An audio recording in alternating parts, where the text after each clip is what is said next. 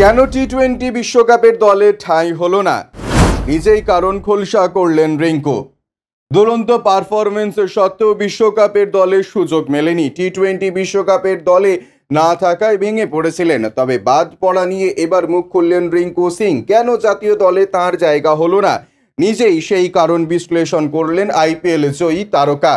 2023 আইপিএলে পরপর 5 বলে 5 ছক্কা হাঁকিয়েছিলেন, জনপ্রিয়তা শিখরে উঠেছিলেন রিঙ্কু।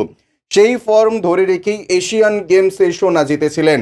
জাতীয় দলে সুযোগ পেয়ে 15টি ম্যাচে 356 রান করেছিলেন তিনি, গড় 89, স্ট্রাইক রেট 176.24। চলতি আইপিএলে তাঁর ব্যাট চলেনি। কেকেআরের আইপিএল জিতলেও সেভাবে রিঙ্কুর অবদান ছিল না। আইপিএলের মাঝেই ঘোষিত হয় টি-20 বিশ্বকাপের ভারতীয় দল, আইসিসি টি-20 ওয়ার্ল্ড কাপ 2024। সেখানে 15 জনের স্কোয়াডে জায়গা পায়নি কেকেআর তারকা, তবে রিজার্ভ হিসেবে দলের সঙ্গে আমেরিকা ও ওয়েস্ট ইন্ডিজে যাবেন তিনি। রিঙ্কু বাদ পড়ার পর থেকে ক্রিকেট মহলে দল নির্বাচন নিয়ে প্রশ্ন উঠেছে।